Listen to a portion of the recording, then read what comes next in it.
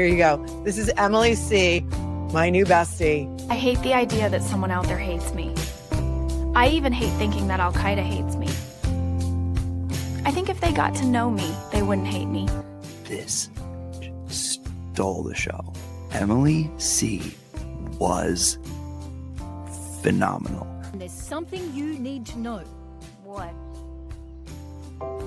You're doing great. Look at my baby. Here she is. Emily. 10 out of 10. Huge fan. I see Emily C says 123. I trust her. She's really good. Listen, Turtle, you gotta watch your language. You gotta watch your language. I'm already live. So you need to follow the FCC guidelines. She destroyed, left nothing in her path. It was so good.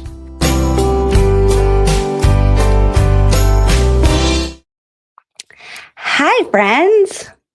I don't know that I've ever done 3 shows in a row, 3 days in a row. So I don't know what kind of like punishment you guys are serving out with the universe, but I'm excited to be here. I guess there's just a lot going on right now, and that's a good thing. I want to address this comment that somebody left here like before the show started, because yes, I agree. It kind of sounds like a Debbie Downer, but there's something in here that I think is important for us to address. So, Scio operator with like a real, what's it called? Like a real conspiracy looking logo for their profile picture said, neither controlled puppet cares about you, nor has the ability or desire to fix corruption that spans the whole country at every level. Voting is for cattle who have been dominated for generations.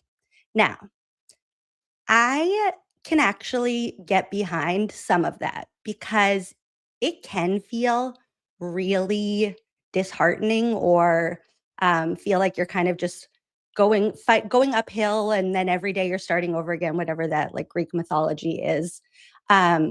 When it comes to politics and when it comes to being just like a regular person trying to make an impact on a much, much, much bigger, more powerful system. And I can see where that could leave people feeling like their vote doesn't matter, the work doesn't matter. But that seems like a really, what's the word? It seems like giving up. Like it feels like just saying, okay, well, since I can't make the impact that I want to make on the system, I'm just not going to at all. And as much as I respect your decisions, Psycho operator, to do that, I don't want to. I would rather feel like even if I only get 1 or 2 people motivated to vote or interested in learning about what's going on, that feels like I'm taking back a little bit of power that I do agree with you has been kind of muddied by corruption for a very long time. On top of that, my hands are shaking. I drank a lot of coffee this morning. I'm going to tell you about my morning, but I don't think that, well, okay. I think our votes count every time you vote. I think your vote really does matter. But in a presidential election, especially in a state like Massachusetts that is reliably blue forever, or a state like, I don't know, what's reliably red, Idaho, South Dakota, where I don't know what's purple now and what's blue and what's red anymore, but it can feel like if you're voting against the machine, your vote doesn't count. And if you're voting for the machine, then your vote doesn't really matter because it's already going to go one way or another. In a local election, it is so different. So this election that we're talking about between these 7 Democratic candidates, this is the Democratic primary. This is an election that typical turnout is around 10 to 15% of the entire electorate. That means these elections could come down to your vote, Or if you're not in Norfolk County, it could come down to the vote that you called up your friend that you haven't talked to in a while. You texted a family member that lives in Norfolk County. You posted on Facebook and one person saw it that you didn't even know lived in Norfolk County.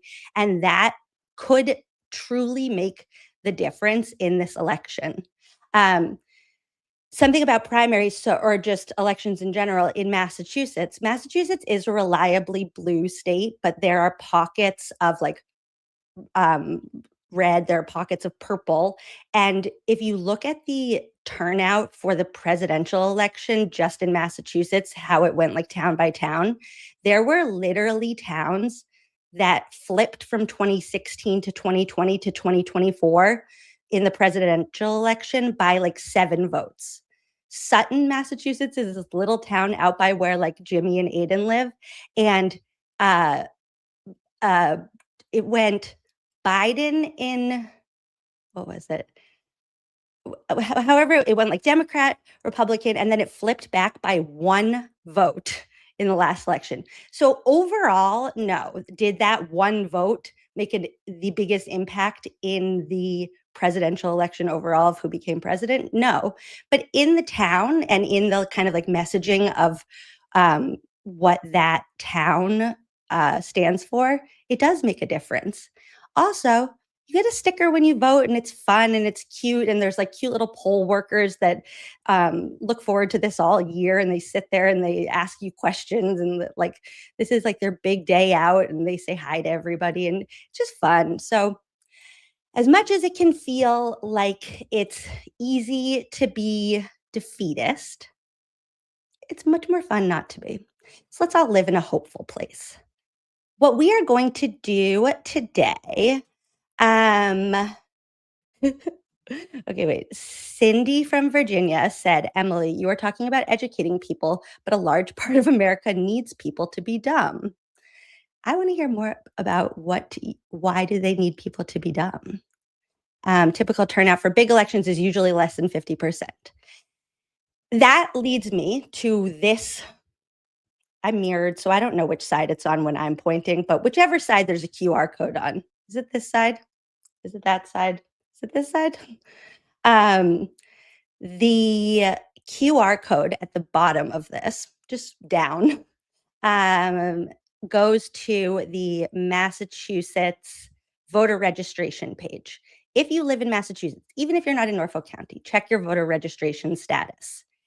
If you live in Norfolk County and you are registered as a Republican and you feel passionately about this particular election, you don't need to register as a Democrat to vote for Adam Deitch or whoever you decide you want to vote for, but you do need to change your status to unenrolled. It's like Massachusetts' version of independent.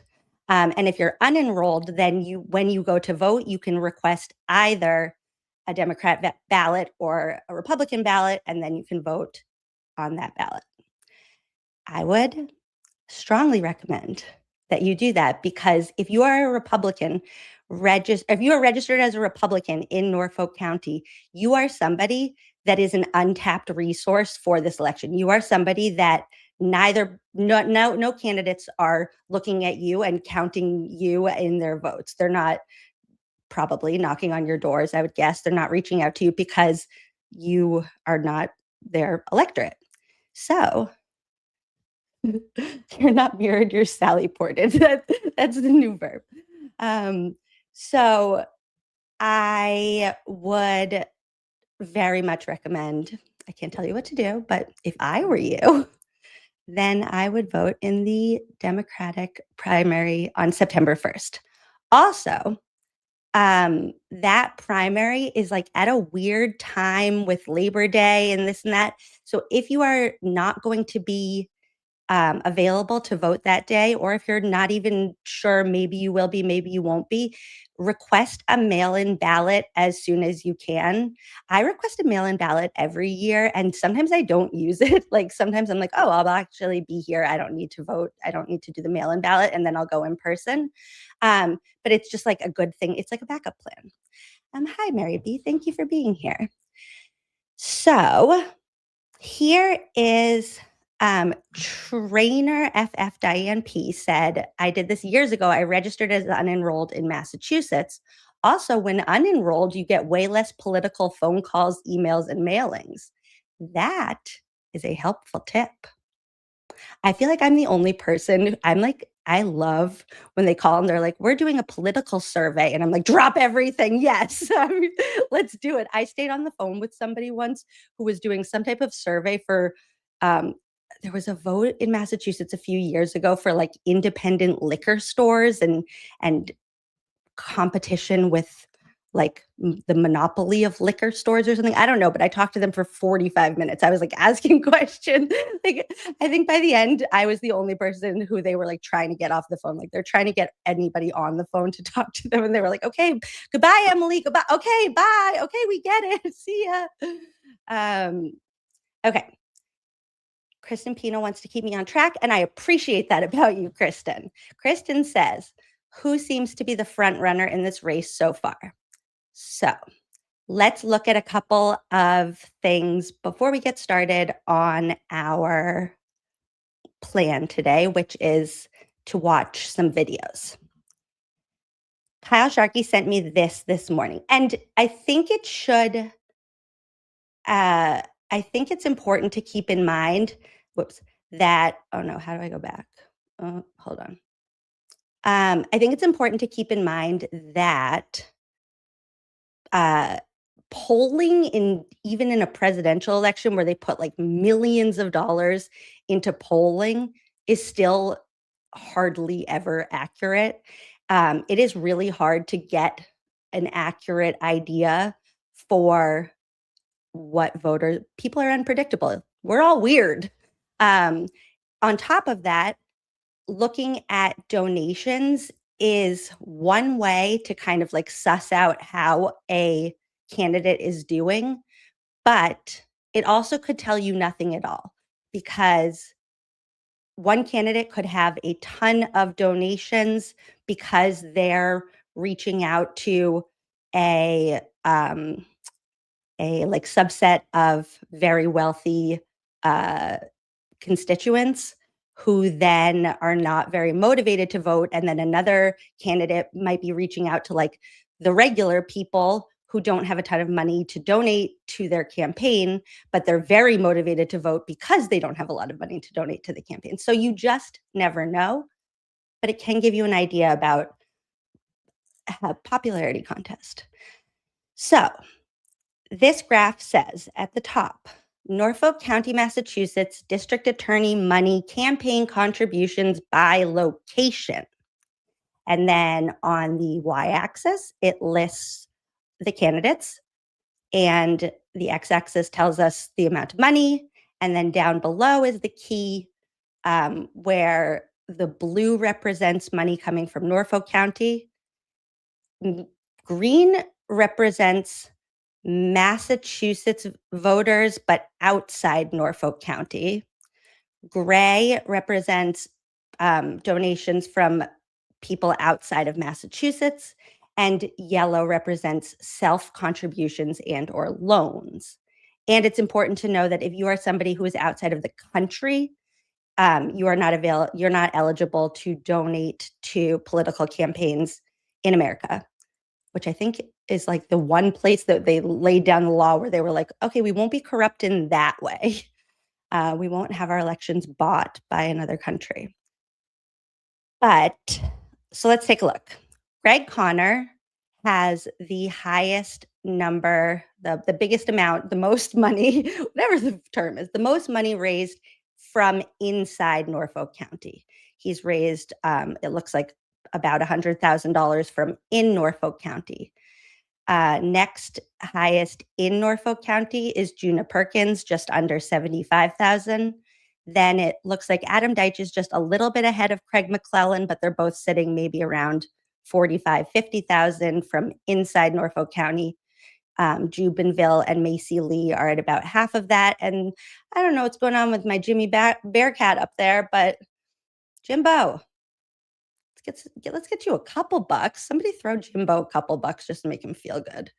maybe he didn't report it correctly. Maybe he has been getting donations, but just didn't report it correctly. I could see that.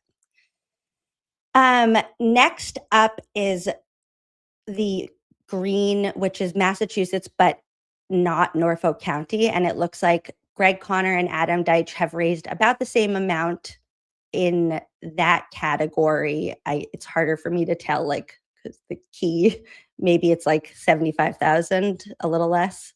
And then Jubinville and Juna Perkins are kind of tied next.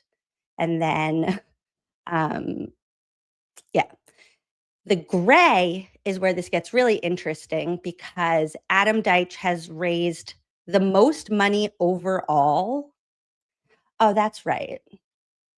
But okay, so Brooke said, I thought Bearcat said he can't raise funds because he's a public defender or something. I think that's true, but I think it's that he couldn't solicit donations. And I don't know if that's different than just not being able to receive donations.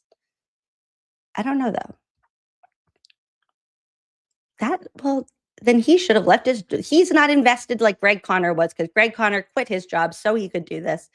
So Bearcat, we know your name now. We like you. If we're going for name recognition, you got it. Now, I mean, I guess he's not taking votes, does look like.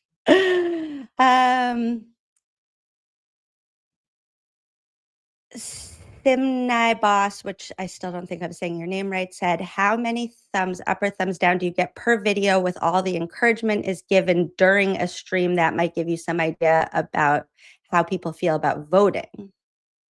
I don't quite know what you're asking, but everybody thumbs up this like this. Thank you.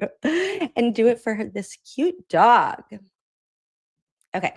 So that last piece is the gray bar, which shows that Adam Deitch then like kind of pulls out ahead, but it's money coming from outside of Norfolk County, not inside Norfolk County. That being said, in a political campaign, part of the reason why you need donations is not as polling, but it's because you need that money to be able to do more and to reach more voters. So in that case, money is money, and the fact that he has more of it seems like it's a good thing because that allows him to reach more voters. Home Slice, I can't with that picture of Jimmy.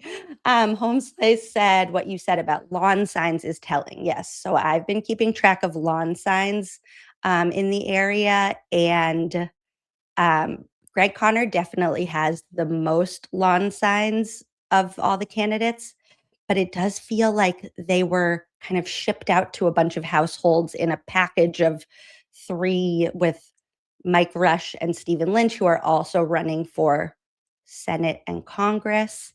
And I don't know what that means for how the vote's going to turn out overall. So I think for me right now, the most important thing is to get the message out about the fact that this election is even happening, and for voters to start to do their own research, to tune into something like this, to learn more about the candidates and to make their own decision. Because guess what? I feel so confident in Deitch that I don't think that like I need to do much beyond let people know that an election is happening for them to be able to see that Deitch is the clear candidate for this role and for this moment. Yes, I do have a very nosy route that I drive every day, Bob. Thank you for calling me out. I got my mom on it too. My mom sent me a text the other day and she was like, I just saw in Westwood, there's a new Deitch sign up. It's right by the pond. I was like, okay, thank you. It's fun. I do think Psych Justice asked if Deitch is door knocking in Norfolk County. I believe so because I was out one day and when I came home, there was a Deitch like mailer tucked into my front door. And I think that somebody probably came and dropped it off. So I'm hoping that they are. I'm hoping that also helps people in my neighborhood understand why I now have a bumper sticker and a yard sign and I have my Deitch shirt, and they probably think I'm a loony bin, but I like that. So here's what we're going to look at today. On CBS News, Christina Rex did a series of interviews with all 7 of the candidates. And there's 2 things I want to look at first. Buffy says, Emily, I don't know why, but I love your mom. You want to know why? Because she's awesome. Also, she said that being on social media, which she's not at all, she literally would watch me on YouTube and like 2 shorts. That's it. She said being on social media was giving her anxiety. So now she's not watching any of it anymore. So, hi, Mom, if you are out there. Okay, this is what I want to look at before we get to the videos. There's 2 data points that I think are important. So Christina Rex, actually, let me say this first. Before we look at that, I really like Christina Rex. I think she's smart. I think she's really quick. Like she's tuned into the big story. Like she's the one who gets the big stories. She's very personable. It seems like she kind of makes people feel comfortable. You can tell just by the way that everybody's like body language and attitude is with her. So the critique that I'm about to say is actually not about Christina Rex. It's about like our society in general. We've for some reason decided that a good like free press is always neutral. Like we have this idea for some reason that the more neutral that you are, the better, because then you're just presenting the facts to like society and then we can all make our own decisions. And that's cool. Like I like that in terms of it. To me, that's better than only one channel being like our only source of news and it being super biased or whatever. But Christina Rex has been following these cases, this district attorney's office for longer than I have. Christina Rex has a new baby. Congratulations, Christina Rex, if you're watching this. Christina Rex lives in the area. These are issues that impact her. And I would like, just like as a society, to kind of move past this idea that you have to be neutral forever and get to the point that if you feel passionately about something, like I want to know that. Like, and it doesn't have to be the same thing I agree with or disagree with. It seems like at this point, like Sandra Birchmore's case probably does mean something to her. And like, I want to feel that a little bit more. But again, it's not a critique of Christina Rex because she's doing what like has been asked of her. It's just a weird, like gray area that we all landed in. Overruled sit down. I like that. Sent $5 and said, I saw Deitch door knocking. He will probably be charged with intimidation. Yeah, who knows? I'm surprised that Morrissey hasn't tried like, going after him. Just kidding, in my opinion, allegedly, blah, blah, blah. Okay, that was number 1 I wanted to say. Is there anything else? I have notes. Oh, the other thing I wanted to say was that my child woke me up at 4:00 this morning and it's raining outside and it gives me like just the right amount of baseline rage that I want to kind of take down a corrupt system. So let's do it.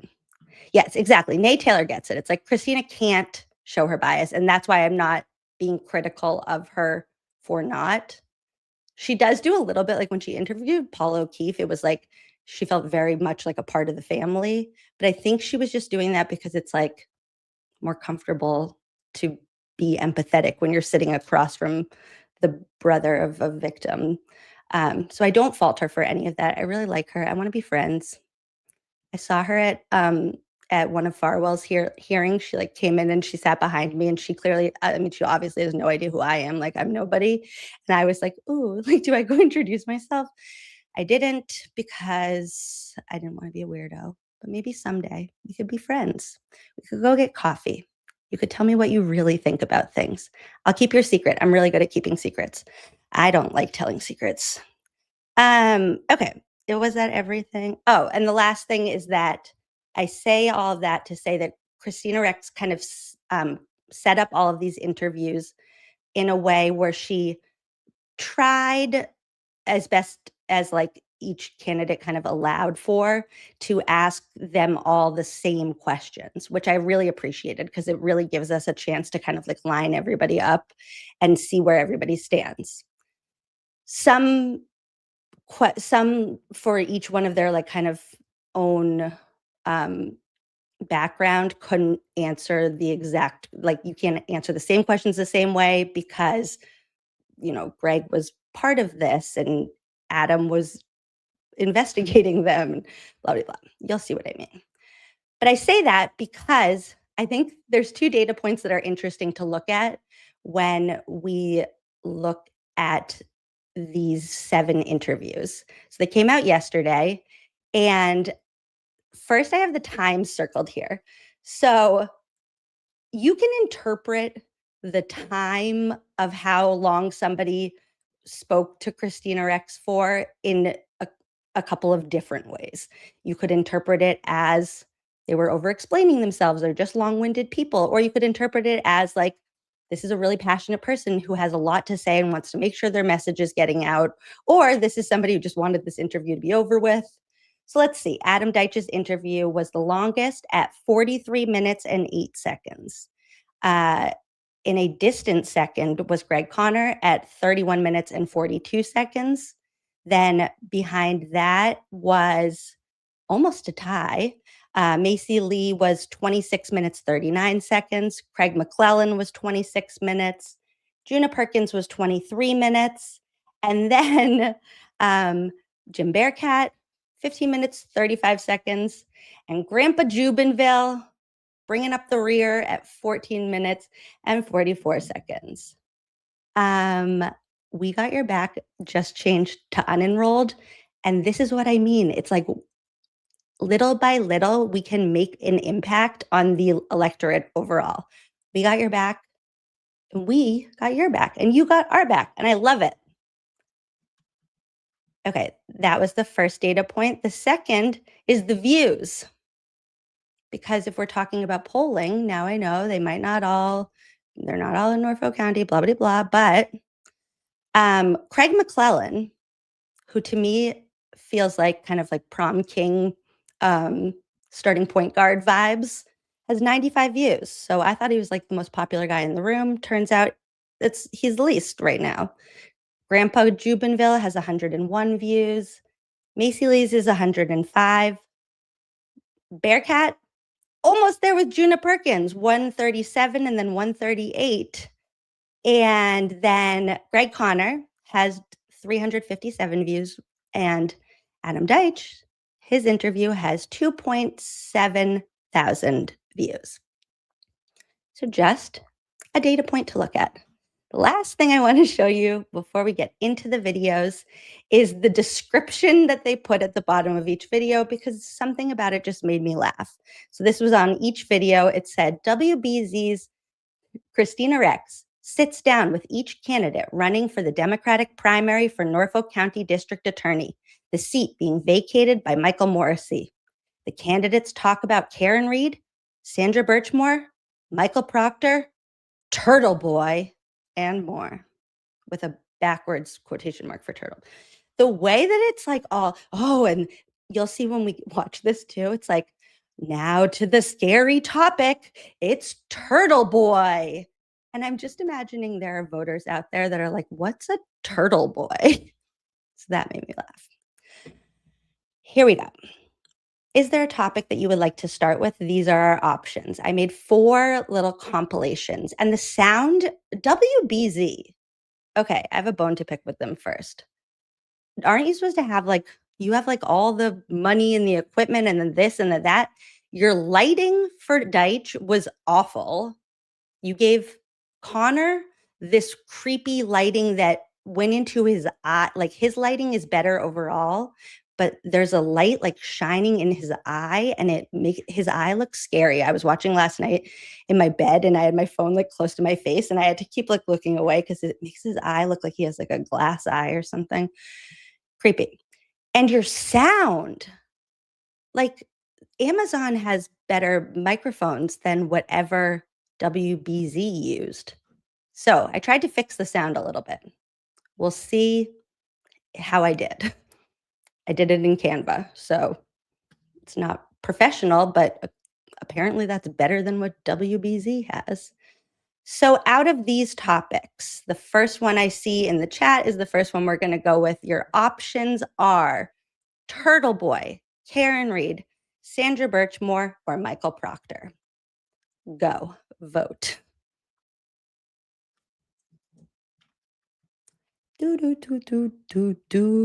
I have Bluey stuck in my head all day, every day of my entire life. Dude, also, hopefully I have sound. E-Chase wins. We're going with Proctor to start. We'll get to all of them. Okay. Proctor. The life of Proctor Defender.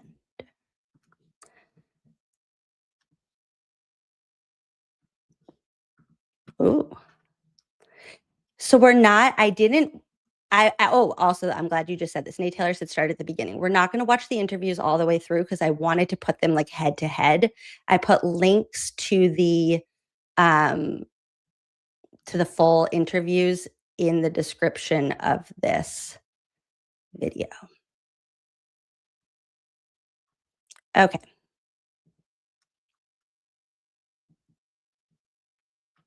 Michael Proctor's text messages. I'm going to start in the past and then I'm going to talk about the future. His text messages were, federal investigators were made aware of them first, you likely being one of them because you're working in the office at the time. Then they became public knowledge during. Oh, also one more thing I want to say before we, I'll start this over in a sec. Can you hear that? Number one. And number two, I think it's important for us to keep in mind, and I know this from when I interviewed Deitch, he's very upstanding, moral, whatever the opposite of Michael Morrissey is. And he has kind of this weird, he's in this weird position when talking about anything that he investigated because he can't discuss the details of any of the cases that he investigated. And because of that, he, I don't know what's going on right now, you guys. Okay, because of that, he doesn't want to like give anything away, and he doesn't want to say something like of an opinion that's based on something that he knows that like is not public, if that makes sense. So those are the times where he gets a little bit like cagey. And then I think he feels weird about it because when I interviewed him, he said something like, I'm sorry that I can't be like more transparent about that. And I was like, no, like you have morals. I would like you in the office because everybody else there has not. So that's that. Okay. If anything, the video is a bit louder than you, well then I can't, well, I guess I could turn it down, but I bumped it up like 100 times when I saved it. Okay, here we go.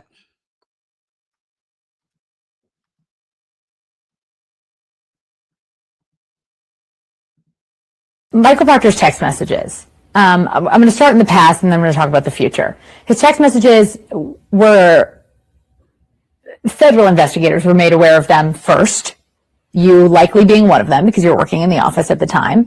Then they became public knowledge during a state trial in 2024. Then even more text messages were revealed, public knowledge, honestly, a month ago and then just last week. They seem to keep coming out. At the same time, the point at which Trooper Proctor was placed on leave from state police was right after the first mistrial. Karen Reed's first trial ended in a mistrial.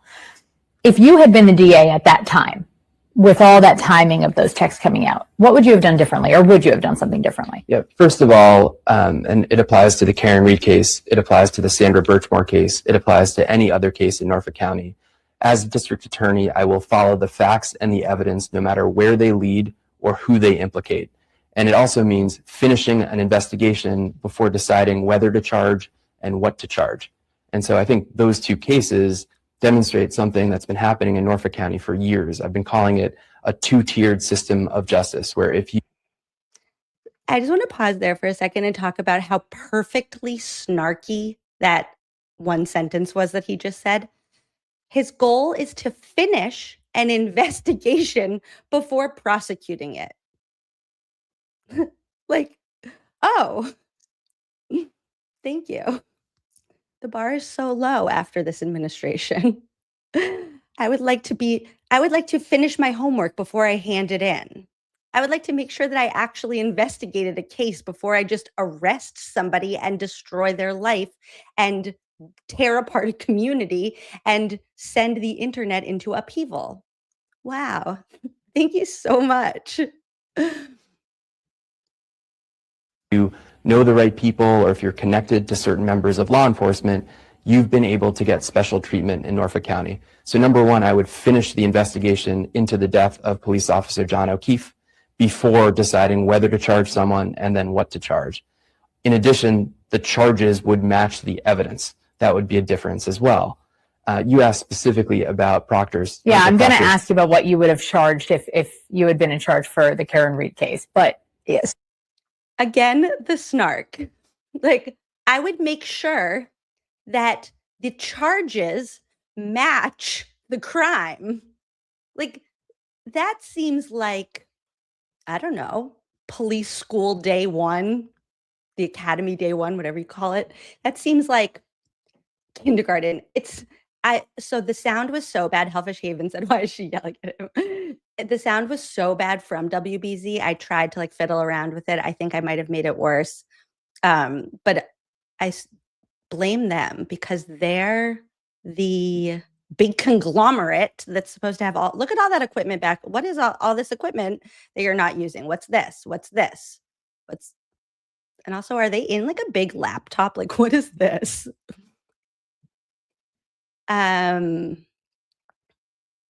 This is a good point. TC Nerd said, I think you need to look at the winning argument for different communities. For instance, Proctor and Good statements, plus the foreman talking about if there was a dead body on my lawn. Yeah, tailoring it. Norfolk County is huge. Anyways, I'll ramble in a minute, but let's listen to Deitch because he's smarter than me. Specifically Proctor, what would you have done differently? Sure, I think, and there are a lot of things about the U.S. Attorney's Office and federal practice, the best practices of the Justice Department, especially here in Massachusetts, that I think have great applications in a DA's office like Norfolk County.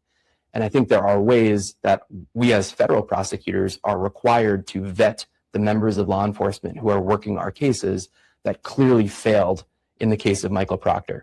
And it includes asking questions of members of law enforcement, have you texted about this defendant or this case at all? And if the answer is yes, as a prosecutor, I'm responsible to look at those texts and determine during discovery, certainly way before a trial, whether those text messages need to be disclosed. That's part of the vetting process. Now, just to be clear, that might not have done much in this case, because did you hear that they asked Sean Good, so the chief of the Canton Police Department asked Goody to write a statement, what am I going to find on your phone? I've heard that your messages are in Proctor's phone, blah, blah, blah. What are you going to find? And he said in his written statement, knowing that all of this is going to come out, he wrote, I might have made one joking comment about slavery. One. That was it. That was all he owned up to. So I think Deitch might live in my little sunshine and rainbows and butterflies world in that regard, because just asking them, did you text about this, might not get you the truth that you're looking for. Because Goody's phone was a whole lot worse than that. Federal level. Yes, in every case. Okay, and you would bring that to a state case. That and so much more. I think Which is that the fallout from Michael Proctor's cases Yes. will fall in the hands of the next district attorney. Yes. There are many defense attorneys trying to get cases dismissed, Oh, yeah. overturned, you name it, because of his work on them. Certainly. How do you plan to handle that? So we actually, before I left, we were already handling it. Mhm. So just so everyone understands, there was the Okay, let's talk about where he's going right off the bat. The question is basically, Proctor sucks. What are you going to do about it? And he's like, whoa. When I left Michael Morrissey's heaven of a DA's office, we were already handling that. What do you mean handling? Were you already handling it, like putting it underneath the rug that now is so piled up that you needed to get another rug and another rug and another rug to cover up all of the things that you guys have been hiding? Because that's the only way that I can imagine that you were handling this. Yes, Caitlin Ann, hi, by the way, said it perfectly. He's so defensive. And he this feels like a Samantha Beningo, like, read on him, but he loves this office. Like, to him, this district attorney's office is like his home. Like, he loves it. He loves everything they do, the good, the bad, the ugly. It's all good to him. He loves it. initial fallout of the Karen Reed trial, number one, in 2020. 2024 is when he All right, testified. yes, exactly. All right. So in order for anyone to understand what was in his phone, they had to be a member of the Reed team, prosecution or defense, sign a non-protective order with the federal court, and they would look at those materials. So you hadn't seen them? No, and I still haven't. Okay. What I saw was entered in a court at that first trial. Mm-hmm. Once that was entered at court in the first trial, my office collectively disseminated that to everyone who had a case with Michael Proctor. Mm-hmm.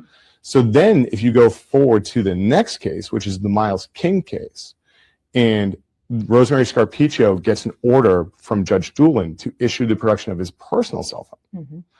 That is turned over to the state police. They download it. They give it to the district attorney's office in about September of 2025. Mm-hmm. And once the review of that is discovered, that there's this bigoted, horrific series of messages, it was immediately present on us. We had to get this out to everybody that had a Michael Proctor case. And then we got it to Post. We got Canton PD because of good. Mm-hmm. And we made sure that it was getting in the hands of everyone who had a case with him. So this was all kind of happening behind the scenes, Yes, in a way that the public didn't have access to at the right, because we had to, per court orders, Right. sign a protective order saying that we would disseminate it to defense counsel. Mm-hmm. And then when we wanted to give it to Post, the district attorney's office wanted to give it to Post and to Canton PD, we had to go back into court, get that protective order amended so that we could disseminate it to those other organizations. Right. So that's the ethical responsibility of the prosecution's office. And there's case law on that you have to do this. Mm-hmm. And so, but we never received that directly from the U.S. Attorney's Office. Mm-hmm. We got it because of what was ordered in the Miles King case, where Michael Proctor turned over his phone. Mm-hmm. But the U.S. Attorney's Office got this in 2022. They still haven't turned it over. So let's debrief what he's doing here. And before we do, Robin J said the same thing that I was thinking last night. His eye looks fake and it's throwing me. I think it's just WBZ's phenomenal equipment. The lighting, it's scary. It's freaking me out. Okay, I'm going to close that so that it doesn't have to scare us so much. But why does his eye look like that? Or he might have, what is it called? My dad had cataract surgery. My dad had it. And he had like a thing in his eye that like the light shined off of before he had the surgery. Maybe he needs a cataract surgery. Either way, let's debrief what just happened. So Deitch's response to this question about what would you do, what do you plan to do about Proctor's phone is, I need to reinvestigate every single case that Michael Proctor has touched. I need to make sure that I need to, moving forward, ask everybody involved in a case, like, have you texted about this? Blah, blah, blah. There was one other thing that I should write things down because now I don't remember. Greg Connors said, well, we were already doing it. We already did it. And not only that, it's not even on us because like Adam Deitch and the feds had access to it since 2022. So, like, why didn't they give it to us? I don't know. If you're the subject of an investigation, in my opinion, why would they be like, hey, want to see the evidence we have against you? No, they're looking into you guys. I know you wanted it. I know you wanted to see what they were looking into, but that wasn't any, like, at no point in that did he even come close to like disparaging Proctor or Good. Just talking about that these exist. Yeah, you worked side by side with Michael Proctor. Who from those two comparisons, who would you guys vote for? I'd say Deitch wins that round. Moving on to, oh, and there's a couple clips that like didn't fit into these categories that I wanted to put them head to head to, so I didn't. But at one point, Greg Connor calls Norfolk County Norfolk County, and it's like that is in like kind of old. If you're from the area and your family goes back here, that is what people call it, and it's typically paired with like a very heavy Norfolk County Boston accent. Christina Rex points out to him that, oh, you say Norfolk County, I can tell you're like from the area. And he was like, yeah, my Boston accent is crazy. Like, basically, do you guys hear Boston accent? Because I don't at all. And you don't have to have a Boston accent. I don't think I have a Boston accent. Somebody out there that is not from this area probably thinks I do. But you can't even tell the truth about that. Like, what is going on? Like, oh, I have a crazy Boston accent. Oh, do you? Where? Okay, next up, we're going to do Birchmore. Greg has an LA accent. I like that. Also, his hands are so small. And I need to get Jimmy's full analysis of these teeny tiny nail beds. Little tiny nail beds. Okay. Oh, one more thing before we move on from that. I feel like this email is very important to highlight after Greg Connor's answer about I didn't see anything. We didn't get it. Adam Deitch didn't give us Proctor's emails. Okay. Or Proctor's text messages. Well, this is an email from October 15th, 2024. And yes, this is after a portion of Proctor's messages came to the public during the first Karen Read trial. But there's much more on his phone that we didn't know about then and that we still don't know about now. And yet Greg Connor is on an email from October 2024 that says, would people be available at 1:00 today to discuss the issues as to Proctor's personal cell phone? And then they all responded, yes. And on that email includes Michael Morrissey, Adam Lally, Laura McLaughlin, Margaret Krippendorf, Greg Connor, Hank Brennan, and Lisa Beatty. And they all said yes. And they all met to discuss the issues as to Proctor's personal cell phone. So, were you lying? I guess we'll never know. But I think so.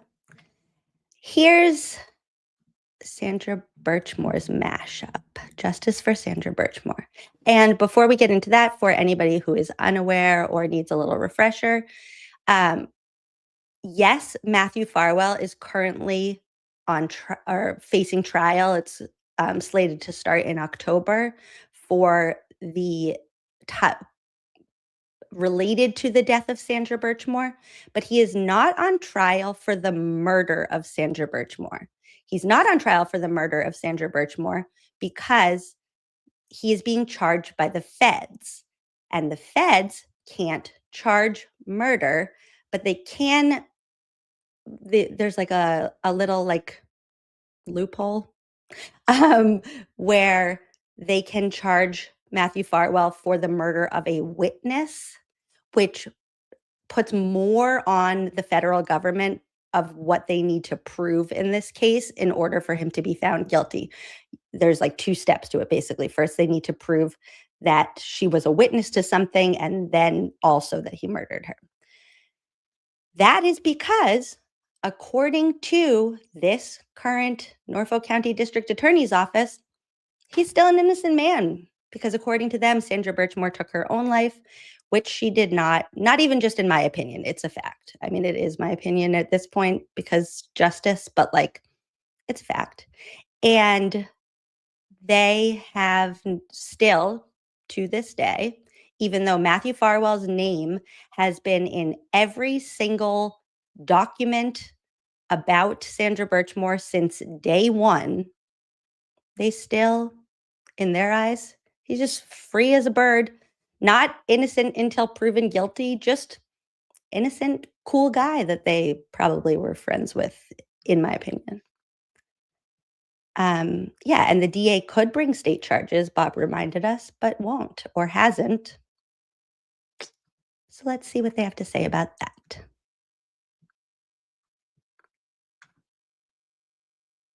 Get to the Sandra Birchmore case, but I'll preview.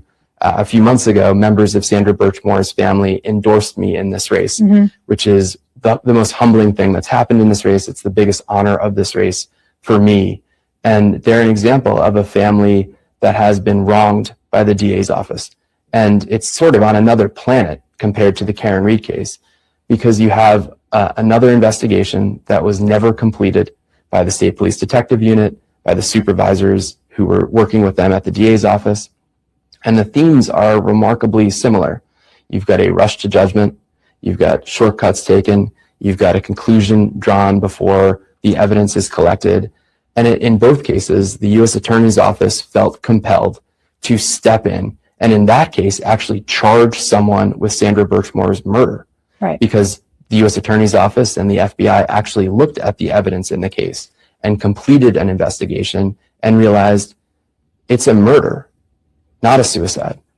We'll do Sandra Birchmore. We'll talk about her case now, and then I'll get back to a couple other questions I have on Karen Reed. But in the Sandra Birchmore case, kind of the narrative that I've been informed of is that the medical examiner at the state level deemed it a suicide, and investigators in the DA's office, that's kind of where the investigation stopped. It's a suicide, therefore there's no one to charge. What would you have done differently if you had been in charge? Yeah. So first of all, I would have completed the investigation. You think it shouldn't have stopped there? Absolutely not. And in fact, I'll get into a little bit more. Again, he's just on message, and the message is like, oh, I would do an investigation. Oh, it's just the perfect amount of shade, and I love it. Detail here, but I think number one, the investigative steps that the FBI and U.S. Attorney's Office took all could and should have been taken at the state level. And I think the people who are paying attention know this, but a lot of people don't realize about the back and forth that happens between investigators and medical examiners before a medical examiner makes a determination, because it's up to the investigators to communicate the circumstances, to communicate about some of the evidence. Give context, right? To give context for what happened.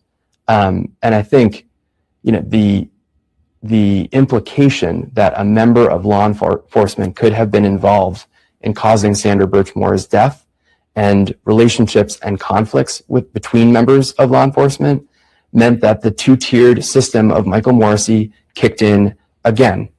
And so we have special treatment for Matthew Farwell, a determination of suicide, an incomplete investigation, and now a reliance on the feds to step in and do what the DA's office never did.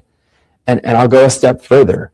We have the public has seen credible accusations of what happened to Sandra before she was murdered. And it doesn't just stop with Matthew Farwell. And you know better than most, and because of the strength and fortitude of Sandra's family, who've been beating the drum on this for years, and the reporting of people like you and Laura Grimaldi at the Globe, the story has gotten the light of day, thank goodness. But she became a member of a police explorers program when she was in her teens, certainly years before she was 18. And there are these allegations that she was groomed and abused for years before she was ultimately murdered. Those are state crimes too. And so as DA, and certainly in consultation with the members of Sandra Birchmore's family, the family members of a victim of a murder, or it's an alleged murder, so I want to be careful with that, but certainly that's what the evidence shows. If there were other crimes committed, they need to be investigated. They need to be prosecuted, and we shouldn't be waiting for the U.S. Attorney's Office to step in every time a serious crime is committed in Norfolk County. Do you mean by the other officers involved with Sandra Birchmore? If they did what they're alleged to have done, those are state crimes that need to be investigated and prosecuted to the fullest extent of the law. And then what? And that was because the district attorney's office made it a priority to try and tackle that problem. So they got Narcan in the hands of every police officer, every firefighter, every... Now, you're going to see where this is going in a second. I had to include this little piece of the rant that he's on right now, because the way that Adam Deitch kind of like segued himself into Sandra Birchmore's, into the like talking about Sandra Birchmore, is because he brought up that Sandra Birchmore's family endorsed him. And then that was what led Christina Rex to say, like, oh, let's talk about Sandra Birchmore now. Greg Connor, with his creepy eye, is currently on a rant about how great Morrissey's office has been and how many good things they've done. So one of what he's counting out on those little tiny hands right now is all the good things that Michael Morrissey has done. State crimes that need to be investigated and prosecuted to the fullest extent of the law. And then what? And that was because the district attorney's office made it a priority to try and tackle that problem. So they got Narcan in the hands of every police officer, every firefighter, every first responder, and now it's available to anyone almost anywhere. Oh, you mean they did the same thing that every police organization in America has now done? Great, awesome, good job. But now we've seen overdoses come down and lives are being saved. So that's an amazing legacy. Amazing do I have legacy. disagreements with how 2 cases were handled? Yeah, I do. And so that's one of the reasons I'm running, is I want to prevent that from happening. I will say I got the opportunity in name the 2 cases. Karen Reed and Sandra Birchmore. Okay. Karen Reed and Sandra Birchmore. At the debate the other night, he said Sandra. He got a lot of pushback on that on social media, and like a gasp, literally a gasp in the room. And he's still calling her Sandra. And Sandra Birchmore's cousin Barb, who's been an enormous like advocate for her and relentless in keeping her story public, said that Sandra was especially kind of defensive about the way that her name was pronounced. And she wasn't somebody who's like, no, just like say it any way that you want to. Like she would correct people. She would make sure that her name was said correctly. So for him to double down and continue calling her Sandra, he doesn't even know her name exactly, Mark. And so that's why I'm running, is I want to be able to bring my experience, which no one else has in this race. No one else can say that they were prosecuted for 25 years, tried homicide cases, worked in the county, and been able to, bring justice to this county. But be able to bring that to bear and, like I said, the last 18 months, collaboratively work with people and go, hey, this is how we can solve these problems. And I believe that if we have more people working together, that's what we're going to be able to do. When I had spoken kind of behind the scenes with people in the office and outside the office on the Sandra Birchmore case in particular, I had gotten the impression that a lot of blame was being put on the medical examiner. The medical examiner had ruled this a suicide. We really can't get around that. So what mistakes do you think were made? What do you think should have been done differently? So from the DA office perspective? I think once Dr. Bodden issued an alternative cause of death, ruling it a homicide, that was the perfect opportunity to utilize a judicial inquest. Okay. And so that's what I think is the missed opportunity there, because that gives an opportunity for the prosecution, for the defense, and even the family to give evidence to a judge, non-biased, district court judge, in a proceeding that's almost like a trial. and then the judge can issue written findings. And I saw it twice in my career, and it worked. Okay. It was a great way to utilize that process, because then the judge said, go to the grand jury and indict. And both times the office did. So are you saying that if that had happened, then maybe the DA's office could have sought an indictment in that case rather than it getting taken by the feds?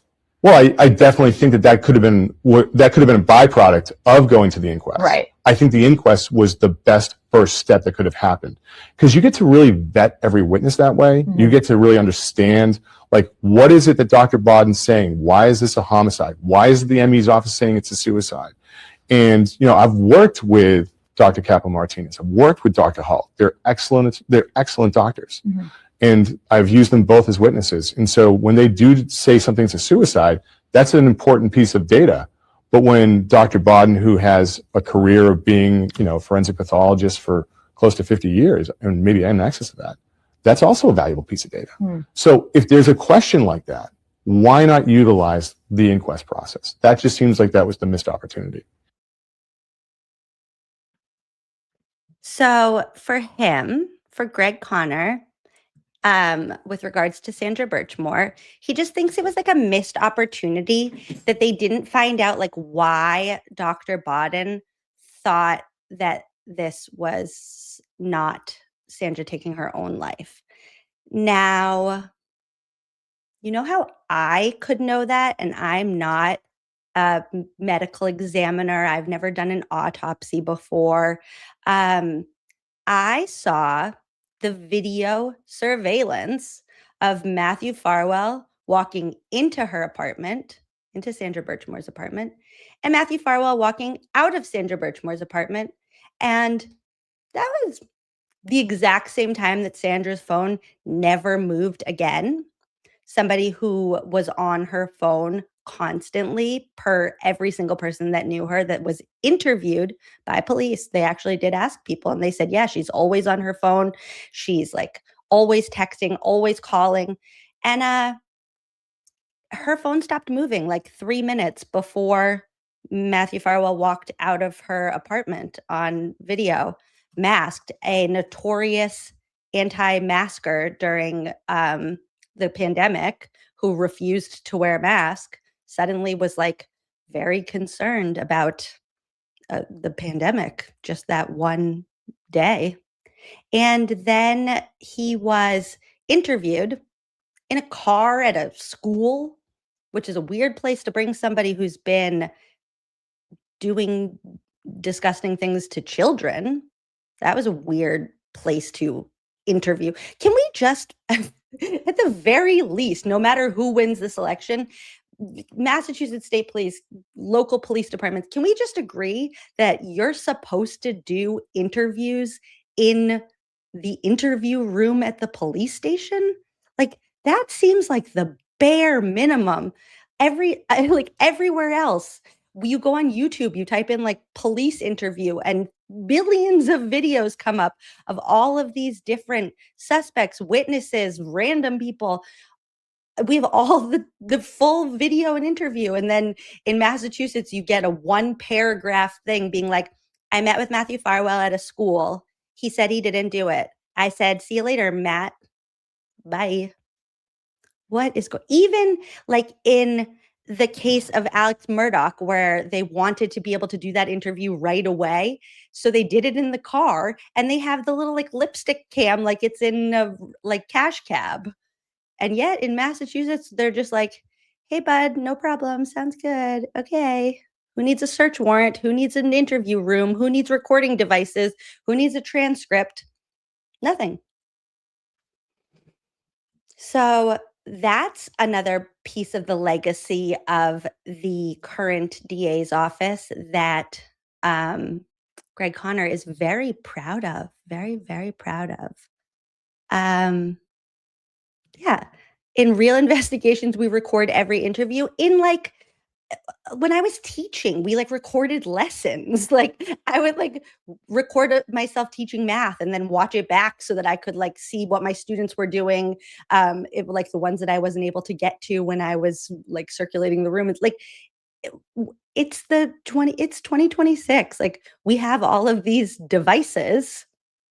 access to them, why don't we use them? No, not here. Not here, not now. Okay, the next little mashup is, let's do Turtleboy. It's short. They actually don't talk about Aiden very much. And I think part of that is because it is possible, just the timing of everything, that the new DA won't even overlap with anything related to Aiden Carney, because his trial is slated to start December 1st, and then the new DA wouldn't take office until mid-January. So it's like they can have an opinion about what's happened up until now, but it's like kind of up in the air about what that would look like moving forward. And it's an open case, and they do both, I guess, are careful about weighing in, I guess, on open cases, but they did with Birchmore. I don't know. Everybody seems a little bit scared to even it's like, even in the Gretchen Voss interview that we read the other day, when Gretchen got close to asking about Aiden, she literally started stuttering. Like all of a sudden her words made no sense. I was reading it and I was like, am I having a stroke or was she? And then suddenly it was like, blah, blah, blah, blah. Are you friends with Turtleboy? It is very interesting, to say the least. Okay.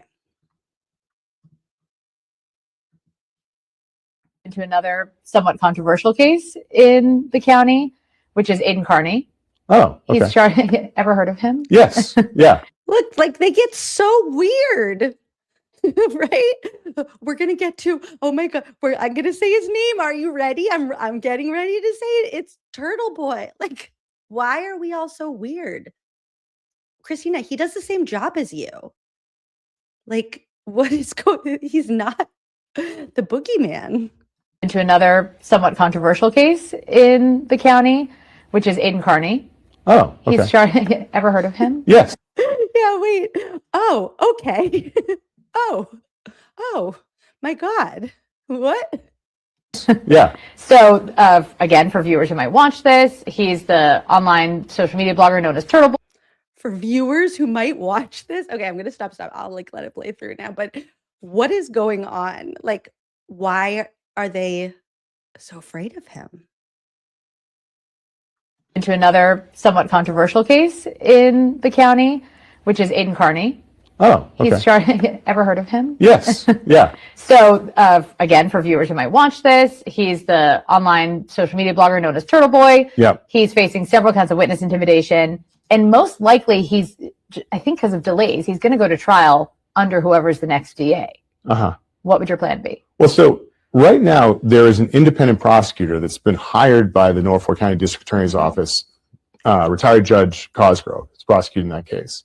And my understanding was he was hired because the Norfolk County District Attorney's Office, not Michael Morrissey, not anyone else, the Norfolk County District Attorney's Office was conflicted out. And that was determined by the BBO, the Board of Bar Overseers. Okay, so that wasn't Michael Morrissey's call. Hold on.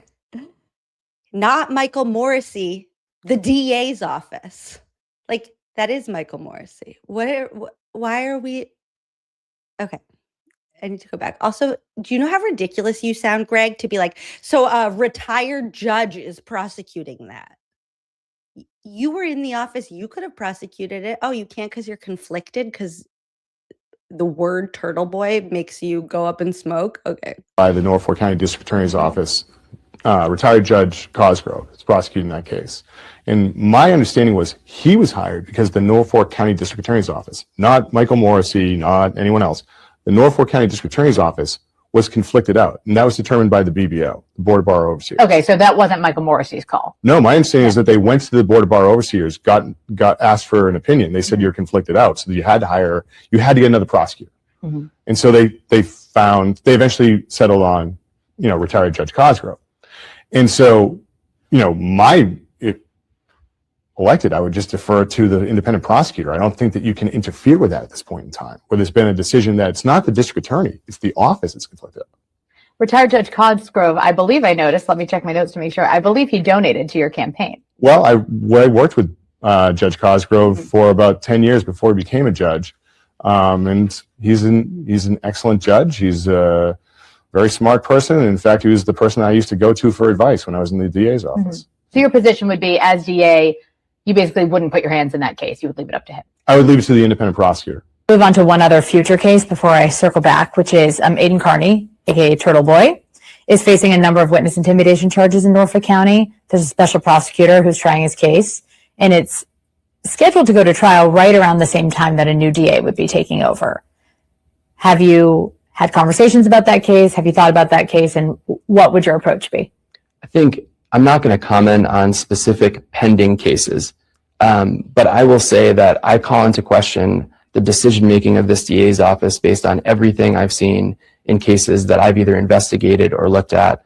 And I think we need a fresh set of eyes on anything that this DA's office is doing. I'll also say the use of special prosecutors has gotten completely out of hand. We have an office that has a limited budget, most of which goes to salary, and we need to be handling cases with competence and trust and professionalism inside the DA's office. I get asked a lot about corruption in Norfolk County and police misconduct in Norfolk County. And one aspect of my policy agenda is establishing a first of its kind anti-corruption task force in Norfolk.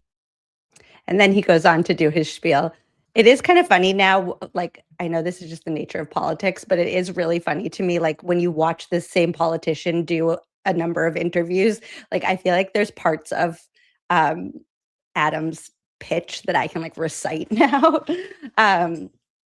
So if you want to hear more about his anti-corruption task force, you can watch that portion of the interview. But two things. I want to address this before I forget. The Helena, said, in my opinion, Greg Conner looks like a slob with no posture, and Adam Deitch is very handsome and well-groomed. I agree with that, and that's why I feel like so confident in Deitch that I say this because at the beginning, I kind of felt like there's this big uphill battle for first informing voters, like, about what's been going on in Norfolk County, and then getting them to understand, like, Greg Conner is a part of the problem, and then getting them to see that, like, Adam Deitch is the solution to the problem. And then I realized, like, no, all you really need is for voters to know that this election is happening and to put these candidates in front of them. And Adam Deitch will take over the rest because he looks like the candidate that wants to win, that cares about winning. Like, he's acting the part. And Greg Conner looks like the guy who thinks he's a shoo-in, which he might be, and that's why we need to stop this. Greg Conner's built like a bag of potatoes. And we're not body shaming, sir. You can look, and all bodies are great, and we love that for you. But it's more the posture and the bag of potatoes, in that it looks like you just kind of threw a bag of potatoes onto that chair. The point there that the two of them were making is actually, like, I think as far apart as they've been on an answer so far. Greg Conner is basically saying, I think it's great we have a special prosecutor who just happened to donate to my campaign. Like, it's because he's so smart. Like, that's why he donated to my campaign, because he's smart. And like, oh, I love that guy. And I can't talk about anything that's going on with Aiden's case because I'm just going to leave it up to the special prosecutor. Love that special prosecutor. More special prosecutors, please. I don't want to do any more work. And Adam Deitch said, why are we wasting all this money on a limited budget when we have a limited budget as it is on hiring special prosecutors to do everything? If you really think about it, so far, we've seen the current DA's office basically do nothing, because they hired a special prosecutor for Aiden. They hired a special prosecutor for Karen.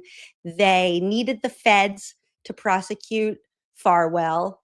They needed the feds to investigate Proctor. They needed the feds to get the information to exonerate Karen. Like, do you guys do anything except protect your friends? I mean, I guess that's why why they're there to protect their friends. Shazabee said, can I add this? The election is about winning, but most importantly, it's about what a candidate plans to do after winning. Yes. And I think I feel like I can just I can see both paths. And there is the path that Greg Conner wins and absolutely nothing changes. I'm actually to the point, and I don't work on his campaign, so I could say this. I'm to the point that Juna Perkins wins, not ideal, but at least it will be different than what's going on right now. Jim Bearcat wins, who knows what would happen? If Jim Bearcat wins, we're just we're in for a ride. And that is why Adam Deitch has his accountability agenda. But there are 6 candidates that at least will change something, that at least will do something different, that at least don't already have the connections in this corruption runs deep in that office. This is a fact. And Greg Conner is rooted in all of it. He is getting campaign donations from the lifeblood of the corruption. And it is, it's kind of sick that he's even a contender, let alone potentially the front runner right now. Let's look at our last little mashup, which is, I always do this where I get overwhelmed by having too many windows open. So then I close all of them, including the ones that I actually need. Okay, Karen Reid. Let's see what they say about Karen Reid. And just a reminder that Greg Conner said that there was only 2 cases that he disagreed with Morrissey on. He agreed about everything else in that perfect little utopia, except for Sandra Birchmore and Karen Reid. So let's see how he speaks out fervently about disagreeing.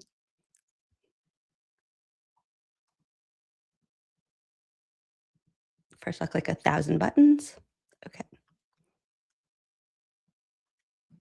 Case. That's the reason you got into this race. It's the reason this race is so crowded, frankly. Certainly part of the reason I got into the race. Yeah. I've asked everybody this question, so I'll ask you now. If you had been the DA in January of 2022 when Officer O'Keefe's body was found on Brian Albert's front lawn in Canton, would you have sought to charge Karen Reid, and what charges would you have sought?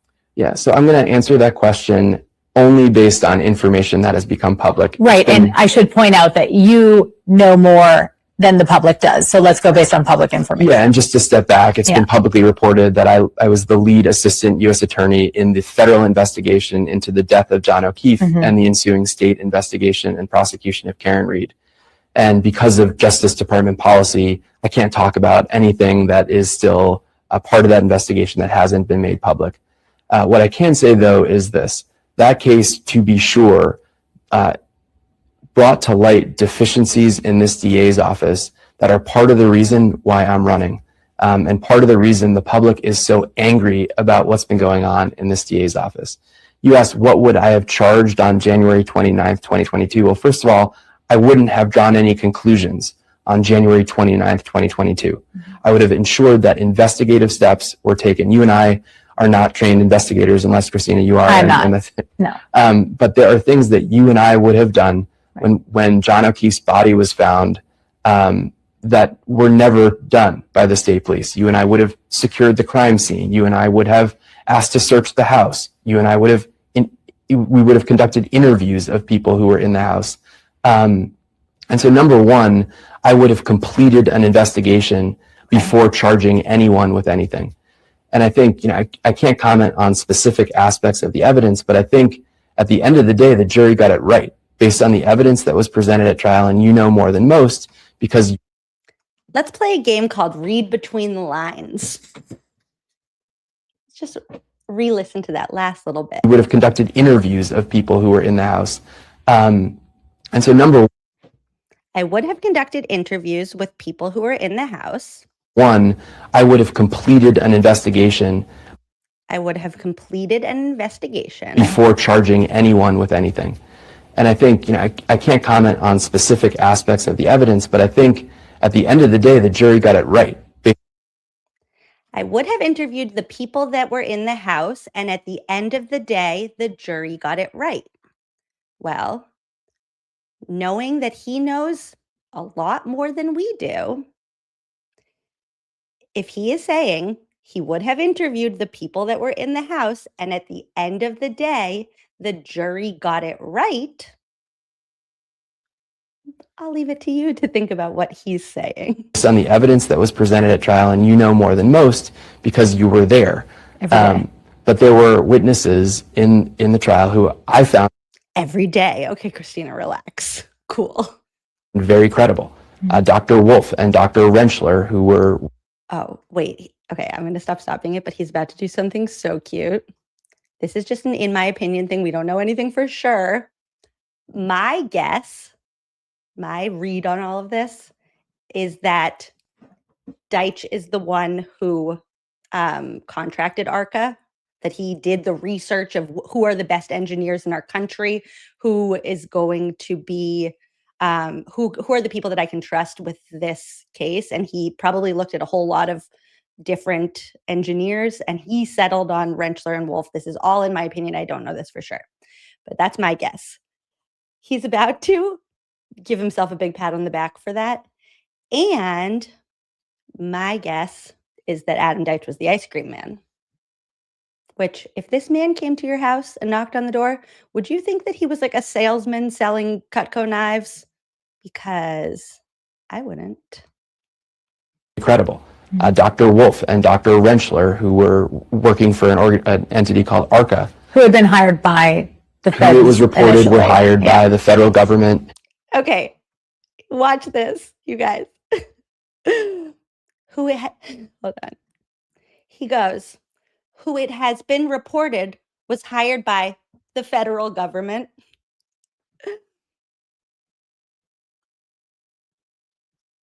Who had been hired by the feds. Who it was reported were hired by the federal government as part of its investigation.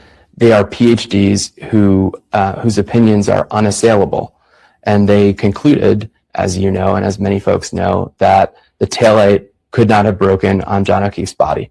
And I think that's pretty telling when you compare that evidence to the similar evidence presented by the state with Trooper Paul at the first trial and the blue paint expert at the second trial, who, by the way, cost taxpayers $400,000.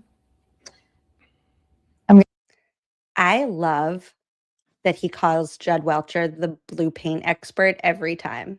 It is like the snarkiest of shade, especially the way in the trial Judd was so offended. Like it was an experiment. I was doing science.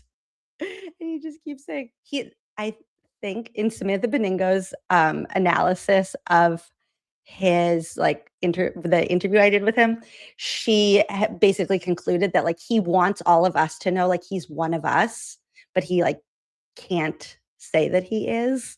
So he sprinkles these little like Taylor Swift Easter eggs where he's like, blue paint guys. You know, he wants to say Auntie Bev. I mean, I don't know that, but okay.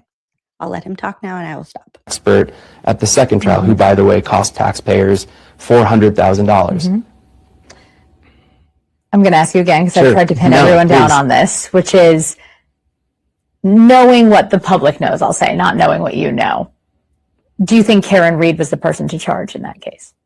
For driving while intoxicated, yes. For the death of John O'Keefe? I think the jury got it right. Okay. January of 20. Okay, wait. Actually, one more thing. I know I said I'd stop interrupting, but I'm not going to. Don't hold me to that. I watched a couple minutes. I caught a couple minutes of Aiden's Bust Off Live this morning, and he was talking about this part. And I agree with what Aiden said, that even DUI shouldn't have been charged. I actually think, and this is my, again, like read between the lines. I think that was like Deitch's kind of snarky way of saying, no, he shouldn't have been charged with, she shouldn't have been charged with anything. But I don't think he was saying like I would have gone after her for DUI. I think it was more like, fine, the jury got it right type thing. But if that isn't it, then I disagree even with that answer, because why would you charge somebody with a DUI just because they went on TV and said they were driving drunk, when the only evidence that they have to back that up is a blood test extrapolation that they like backtracked and whatever, they did a bunch of equations and decided that her blood alcohol level could have been anywhere from 0.08, which is the legal limit, to 0.29, which is like she'd be dead. And we don't even know if that was from when she was driving or when she was drinking anywhere else. And I think that Adam knows that. If I know that, he knows that. Was the person to charge in that case? For driving while intoxicated, yes. For the death of John O'Keefe? I think the similar evidence presented by the state with Trooper Paul at the first trial and the blue paint expert at the second trial, who, by the way, cost taxpayers $400,000. I'm going to ask you again, because I've tried to pin everyone down on this, which is knowing what the public knows, I'll say, not knowing what you know. Do you think Karen Reed was the person to charge in that case? For driving while intoxicated, yes. For the death of John O'Keefe? I think the jury got it right. Okay. January of 2022. Yes. When Officer O'Keefe's body was found on Brian Albert's front lawn in Canton. Yes. Would you have charged Karen Reed, and what would you have sought to charge her with? So, having not been in that grand jury, I can't tell you all of what was presented there. What I saw on the first trial, I would base my opinion on. Okay. So, because my understanding is in that case, they got past motions to dismiss for lack of a probable cause. So, but when I watched the first trial, I saw them litigating whether or not the truck hit John, not why the truck hit John. And so, to me, they were never litigating a homicide case. They were litigating the potential of a negligent or reckless motor vehicle homicide. So that's what I think that should have been charged, and that's how I would have litigated it. And so I had concerns about the way it was charged when I was watching the trial. So you would have sought to charge Karen Reed with negligent homicide or motor vehicle homicide? Yeah, I think that's really what the trial was coming down to. But by the way, when you look at the second trial, it's not guilty. Now, that doesn't mean that it's necessarily that the Commonwealth didn't meet its burden, is what winds up happening. But I think that you have to listen to a jury in that and go, wow, there really wasn't evidence there for a homicide trial. Have you ever spoken with the O'Keefe family? So I've exchanged emails with Paul O'Keefe, who's John O'Keefe's brother. Yeah. And we haven't met in person, but we've exchanged emails. Do you anticipate you would meet with him? I told him I would, absolutely. And I hope that certainly as DA, I think one thing that we can do differently is shine a light on the actual evidence in the case. And my hope is to have an ongoing dialogue, not just with the O'Keefe family, but with families of victims in other cases. Of people in your county, as well as some pretty influential people outside of your county, namely Karen Reed and her family. Okay. Who don't want you to be elected. Well, that's okay. I mean, they think that you're the inside guy in what. Okay. Before we continue this, that reaction was so stupid. Oh, that's okay. What? Okay, whatever. I want to compare for a second before you hear what he's about to say. The fact that Sandra Birchmore's family is out in front saying, I want Adam Deitch. Just on Ruth's sister is on the front line saying, I want Adam Deitch. Even people that, well, I mean, Michael Proctor did put up a Greg Connor sign, so I guess there's that. The O'Keefe family have not made an endorsement one way or the other, so I'm just going to let him explain. He's basically going to say, hey guys, I'm very corrupt, actually. Here. Of people in your county, as well as some pretty influential people outside of your county, namely Karen Reed and her family. Okay. Who don't want you to be elected. Well, that's okay. I mean, They think that you're the inside guy in what they consider to be a corrupt office. What's your response to that, and how do you handle it? Well, so the corrupt part, I take great exception with. 2024, I was named the prosecutor of the year by the state. And by the way, Karen Reed was going on at that point in time. Let's just unpack what he just said. The corrupt part, I take exception with, because that corrupt state that we're talking about said I'm the best. Oh, congratulations. We're all over here talking about how this corruption runs so deep and goes down into the roots and up into the leaves, and it's in every level of the state. And you're saying very proudly, but I'm the best in the corrupt state. Congratulations. I'm so proud of you. I'm really so proud. State. And by the way, Karen Reed was going on at that point in time. Who don't want you to be elected. Well, that's okay. I mean, They think that you're the inside guy in what they consider to be a corrupt office. What's your response to that, and how do you handle it? Well, so the corrupt part, I take great exception with. 2024, I was named the prosecutor of the year by the state. And by the way, Karen Reed was going on at that point in time. My reputation in the industry. Yeah. So you were named prosecutor of the year when Karen Reed was going on. You didn't get the high profile case, and then you had the opportunity to try it again, and instead $566,000 of my taxes were used on Hank Brennan, which on some level I appreciate, because Hank Brennan really gave us a lot of entertainment, much more than your dud ass would. Excuse me. Told you I was angry today. But I would rather have that money go to anything else. I think is excellent, because other prosecutors, the defense bar, and the police look to me as a leader. And so I've never had been accused of corruption. I believe that, I helped create our Brady List protocols. I helped create our conviction integrity unit. I did it with a retired judge who's now the vice chair of the Ethics Commission. So I went to people who were the gold standard in this, and they wanted to work with me to help create this stuff. So as far as people being critical of me, I mean, that's America. You have a right to have a voice. I think, though, there's an overwhelming support for me. And again, I didn't make this decision on my own. People asked me to do this. Oh, people asked me. Now, that last little part that he just said, well, this is America. You can have an opinion. Well, then how come every time that I say my opinion, all these people on Twitter tell me that I'm going to get sued for defamation? I thought I'm allowed to have an opinion. It's America. Greggy the leader. Did you hear that when he said, well, people look at me like a leader? I'm sorry. A leader? Leading us where? Leading us how? Okay. I'm a leader. You know what most leaders don't have to do? Tell people that they're a leader. You could be like Aiden. You could say, I'm the straw that stirs the drink. You do like a cutesy way of saying it. You don't just say, I'm a leader. I'm the leader of corruption. Yeah, I lead all the lemmings off of a cliff. There was one more clip I want to show that Connor talked about, but then we're going to be at the mercy of WBZ's terrible sound. But I can't with his tiny hands. Let's do this.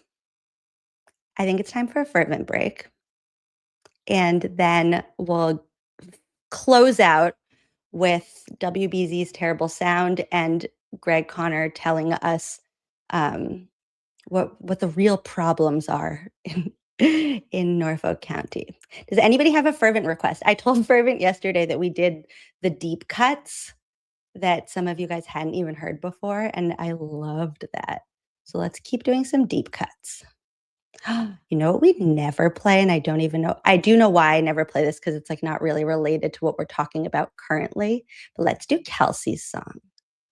And also, by the way, while I'm on the topic of Kelsey, if you didn't see, she and Courtney Healy are putting together a like podcast YouTube show where they are talking about Kelsey's experience, and she is so brave. And just I thought the first episode was so good. So let's do that, and then we'll come back and we'll close out with a little bit more of Greg Connor telling us what the real problems are. We'll see if we agree. Fervent, how many bangers you got? Hold on. Why does StreamYard always have to be annoying? Okay, let's try this again. Damn, Fervent, how many bangers you got?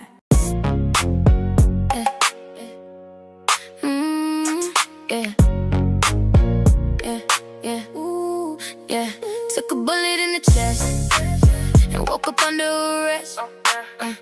You probably wish I'm dead, but I'm here to collect.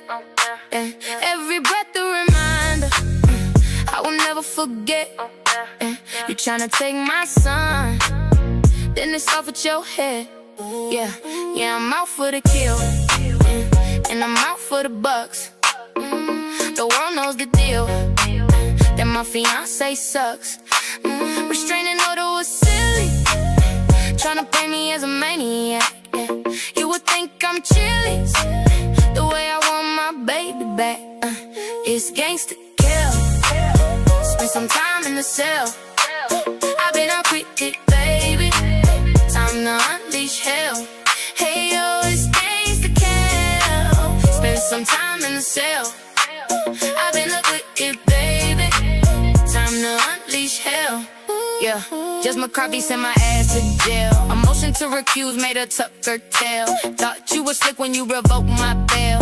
You just lit the fire, now welcome to hell. Now I got supporters from all across the globe. They know nothing over, I'm about to Then our guilty verdict really set the tone.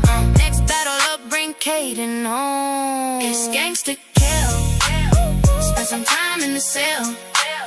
I've been acquitted, baby, time to unleash hell. Hey yo, it's gangsta kill, spend some time in the cell. I've been acquitted, baby, time to unleash hell. Officer Noonan, you trippin' like Justin. Michelle Mitchell, you trippin' like Justin. Judge McCarthy, girl, you trippin' like Justin. North Andover PD, all y'all trippin' like Justin.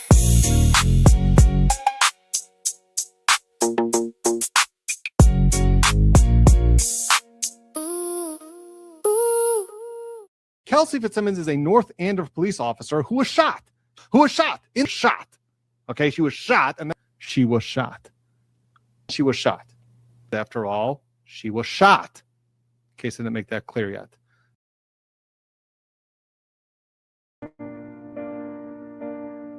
We believe that we can unlock an iPhone with our ass. We believe that medical science is a bunch of crap. We believe that Sir Isaac Newton doesn't know shit about physics. We believe that Celebrite sometimes makes up timestamps but still is the best in the business. We believe that it is acceptable to rehome your family pet of 7 years.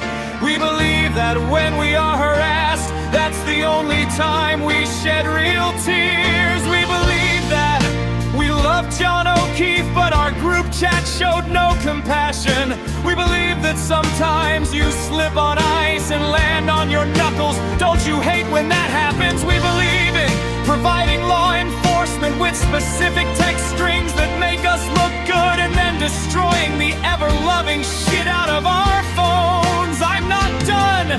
And then taking that destroyed phone and dumping it on a military base. Totally normal.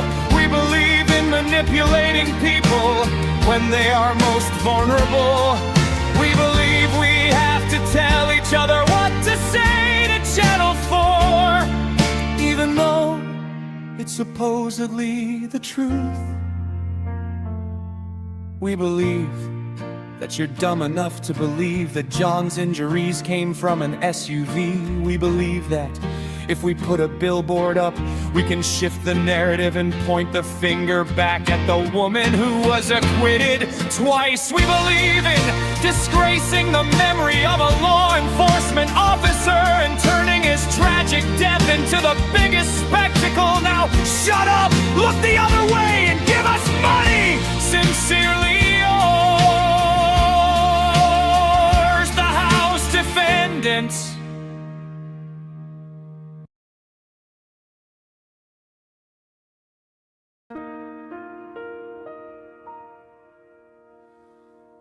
It's a beautiful Christmas day, but for some reason I'm feeling gray. My wife asks me if everything's okay.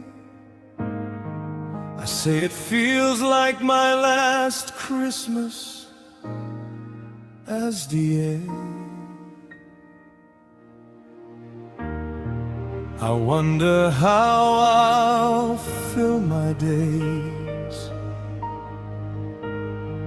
when there's nobody left to frame. She tells me, pick your 3 chins up, it'll be okay. Make the most of what's left of your reign. You're right. If you laugh at my fat ass sliding down the chimney, that's witness intimidation, and you are guilty. Wanna know what happens when you litter? Don't ask me, ask Rich Schiffer. Wanna expose my favorite family? Just take a look at Aiden Carney. I made sure there was no justice for John O'Keefe. We'll prosecute Farwell, he was such a peach. Too bad, feds, you couldn't catch me. I'll continue haunting Norfolk County. Wait, who the fuck is this guy? I take it back, feds, you're doing great, guys. Appears my reign of terror is coming to an end. Took me this long to comprehend that I was involved in so many setups, but it was me who was the punchline.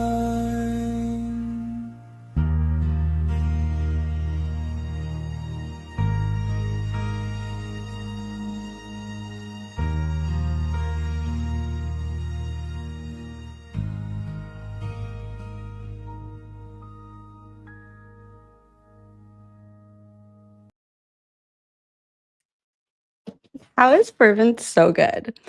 That picture at the press conference for at the end of Farwell's, I mean, not Farwell, at the end of Brian Walsh's trial. Look at Greg Conner back there, like bowing to his leader. Like, what is that pose?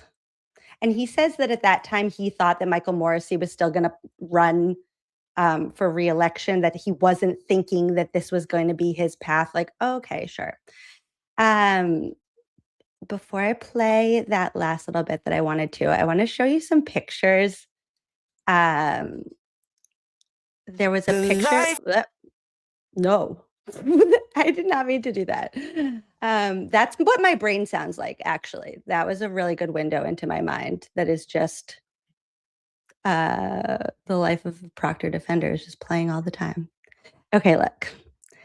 So everybody, if you haven't, number one, followed Adam Deitch on all social media platforms, you should do that. once you do that, because I don't follow Greg Connor on Facebook, but once you follow one of them, your algorithm is like, oh, you only want to see Norfolk County political stuff. Cool. Every time I open Facebook, which is not often because it's boring, I just get like Greg Connor stuff, Juna Perkins' team is pumping out a lot. So I opened up Facebook the other day, this morning, sometime. I've been up since 4. It feels like it's already been 2 days. And this picture was the first thing that greeted me. And I feel like there's something about this picture that I suddenly understand like exactly who Greg Connor is. And I don't know how to explain that, but if you get what I'm saying, it's like a doofy frat boy, like I just can picture who this person is. Something about the way he's standing and the khakis and the navy and the tie and all the things. I just like, oh, I understand you now. I know who you've been in your life. I also now am convinced that there is somebody on Greg Connor's team that does not like him because they've been posting a whole lot of pictures from really terrible angles. Like somebody on his team is trolling him with these pictures because Adam Deitch's team likes him. This is a team that puts your best foot forward. Like, look at that. That picture is like I'm on a crusade to change the world. And then over here, like, I'm just a guy at a barbecue. And look at everybody else's face when he's talking to somebody. Like everybody's like, oh, I like him. Look at their faces. So yeah, I just like all that. The last thing I want to do before I have to go pick up my child is watch one more little blippity blip from this. Okay.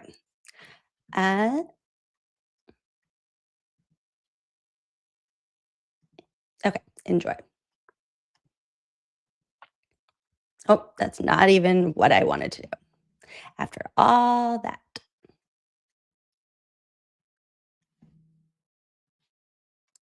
Oh, also, while I'm fumbling around, Gripester sent $5, and this might be my favorite super chat. I don't know why, but because you said, I'm here for common sense. Thank you, Emily. Take my money. I get very uncomfortable reading compliments out loud, but the ending it with take my money made me feel like, okay, like they want me to read this out loud. I can just like say that. I appreciate that. Thank you for the $5. I will take it. Okay, here we go. Let's see if this worked this time.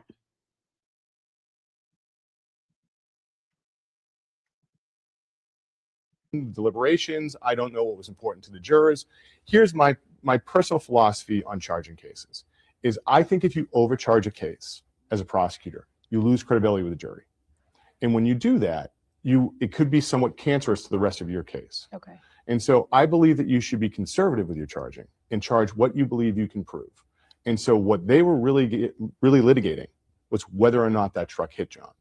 And so I think on the second trial, when I looked at Hank Brennan's closing argument, there was some compelling evidence for that argument of like, did the truck hit John? Did John not make it inside? Mm-hmm. So I think that the evidence was there to present that charge at trial. That all made sense. But I was never seeing the homicide charge. And given that you were in the office, obviously this wasn't your case. But Right. what was the dynamic like? You know, you were trying other high-profile cases at the time. Whose call was it to go for the homicide charge? And what's it like to have worked in the office and not necessarily agreed with the approach? Well, I mean, I think everyone's had a boss that they didn't agree with. Like, so that happens just in every in every workspace. Mm-hmm. And so it's frustrating. You have faith that the people that are working on it know more about the situation than you do, and you defer to them. So that case was being prosecuted by a lead prosecutor. He was answering to the first assistant, and the first assistant was answering to the district attorney. So that was kind of the chain of command on that. And that was traditionally how homicides were done. And like I said, in the last 18 months of my career, once that first assistant retired, we kind of took a more collective or collaborative approach on how to charge and how to try cases. And I found it to be very productive. Why didn't you get that case? Because you try a lot of the big homicides. That's a good question. I don't know. I'll tell you what I think happened was I had just finished trying Tammy Galloway. Okay. And that was the first homicide trial since COVID. And we were really getting up on our two legs after that point. We're trying trials with masks on. We're using new equipment. We're getting through all this. So I finished that. I remember the incident with John. And then I'm more focused on trying Emmanuel Lopes for murdering Michael Chesna and Vera Adams. Mm-hmm. So I'm deeply involved in that case at that point in time. And then, I'm still handling other cases as well that were coming in. So, why I didn't get it, I can't answer it. I know I was pretty busy at the time. And then what wound up happening was once that. He was pretty brizzy. Wait, okay. I'll come back to this in 1 second. Where Deitch is bending down and shaking hands, are you losing your mind that it is the McAlberts? Okay, let's see. And then we're going to go finish that, and then I have to go. This, where are we looking? Oh, no, that's not them, right? No. But good looking out. Also, this is near where, hold on. This is on, so like Brian and Nicole live like right here. Over here. We're going to finish this last little part. And one thing that I think he's going to get into, I can't remember this part exactly, but there was something else I wanted you to see. If it's not this, he's going to talk about the Chesna case, and he loves to like pump himself up about how well he did getting that conviction. And then he actually reminded me that he barely, so it was a hung jury at first. He blames one juror who just wouldn't deliberate, but sir, you're the prosecutor. Your job is to motivate that juror to tip to your side, to vote for to advocate for you, to listen to the other jurors. That's on you. That's not on the juror. You went through jury selection. You chose the jury. You pick a jury that you believe in. So stop blaming other people for your own problems. Okay. Once I finished trying Emmanuel Lopes the second time, because we had a hung jury, I was asked to watch Karen Reed. Okay. And I did do that. I watched the first trial. What I had done was I had set up a schedule for our office where one of us would be able to watch it at any given day. Mm-hmm. Mm. And so I was there for probably about 50% of the time. Okay. And so I got to see in person about 50%. Oh, I was just like, I was there for like only like 50%. And so I only got to see like 50%. Sir, I was at the courthouse for 0% of that trial. I can quote you. I can literally recite entire trial testimony transcripts from memory to you. I can tell you what day in May, like Jen McCabe testified on May 9th, was it? Like, I was only there for 50% of it. So like, I don't really know. And I was just like the errand boy. And look, they added something to his jobs. He wasn't just getting coffee. He was also getting water. On the trial. And then that was kind of my role, was just like, if someone needed a bottle of water, go grab a bottle of water for them, or whatnot like that, just to be somewhat supportive. Okay.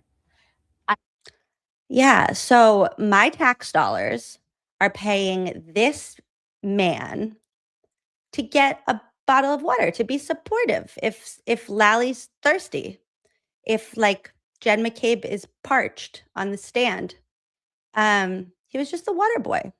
That was so nice of him. He's a really nice guy, you guys. Also, every time that we do see him in the background of trial footage, I don't see him with any kind of serving tray. I don't see him with any bottles of water.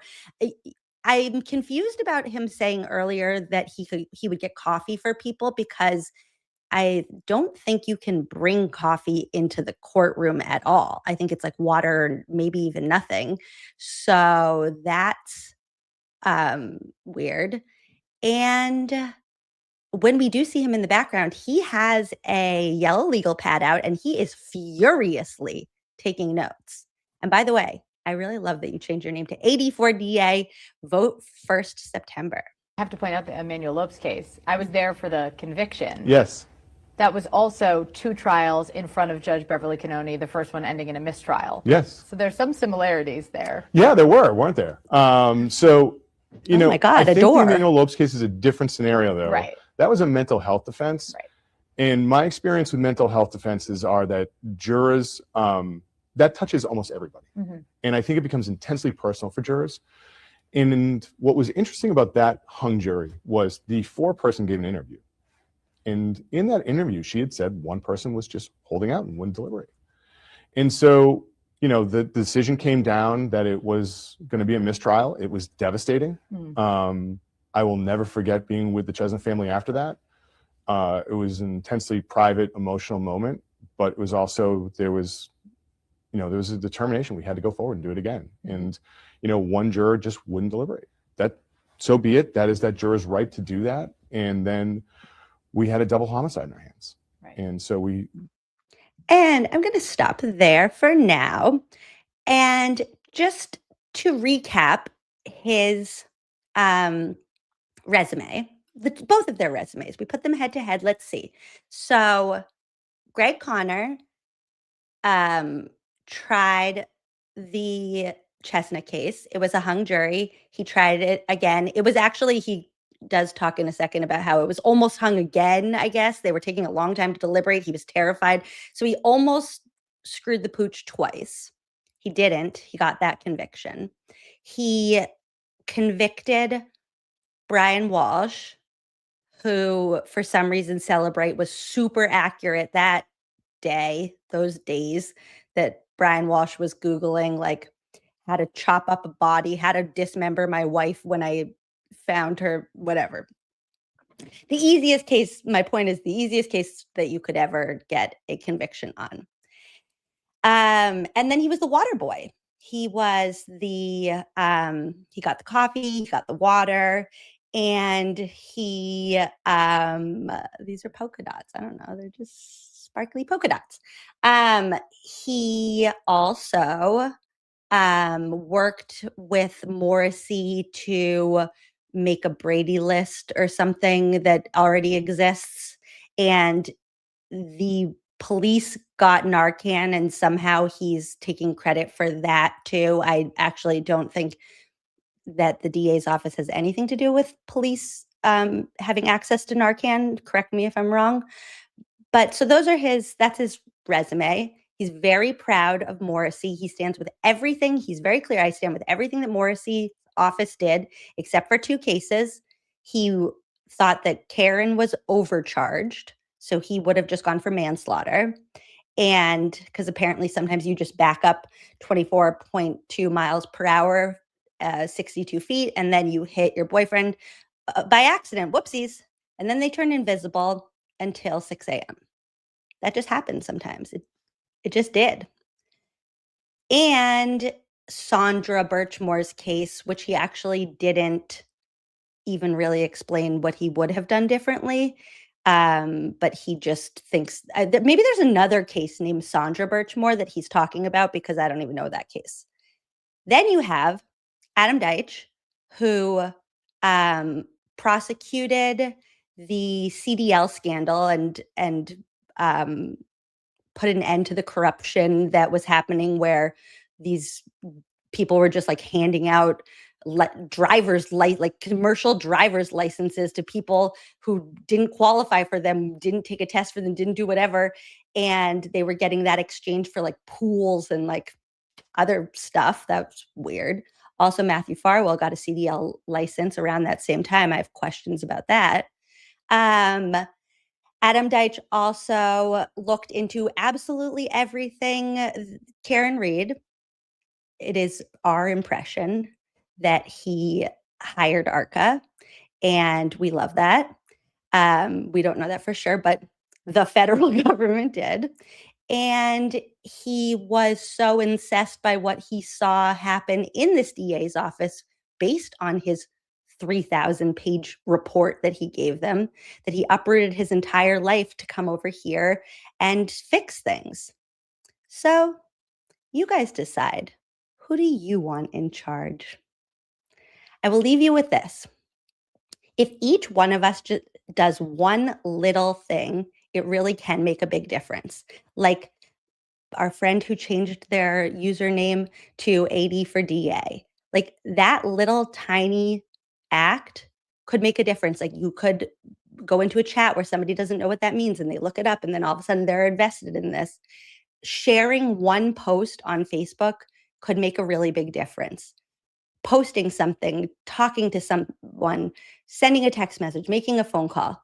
And so I want to challenge each one of you to think about one additional thing that you can do to make a little bit of a difference. If you know somebody in Norfolk County, can you send them a text message with a link to Adam's website where they can get a lawn sign? They're free. Literally all they have to do is put in their information. The lawn sign shows up at your house a few days later.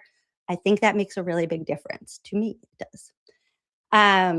Could you change your voter registration status to unenrolled? Could you make a $5 donation to Adam? Could you post the link somewhere outside of our echo chamber? I think is what I'm going for. Like, I feel like in our echo chamber, we get it, but there's a lot of people outside of our echo chamber that are unaware. It's not even that they have an opinion one way or the other, but they're just not aware that this whole world is going on and that we're all so invested in this. So if you can get one more person just to know that this election is coming up and that it is an important election, Cusco Wright is going to leave us with the words of wisdom that are: a vote for Connor is a vote for the status quo, the Morrissey reign of shame and corruption. Is that what you want? I'll see you guys soon. If you need a place to breathe, some stress to just relieve, then come watch Emily C, where we keep it drama free. We want justice for John O'Keefe, Aiden and Kelsey. Wave bye-bye to Morrissey. Let's clean up Norfolk County. Emily C, the one we need. Reading sidebars with Corey. Writing hang diaries. Giving the people what they need. It's my pleasure to entertain. Keeping you laughing makes my day. Positivity all the way. Why don't we tell Satan not today? And now it's time to say goodbye. But before we say goodnight, just keep one thing in mind. Please like, comment, subscribe.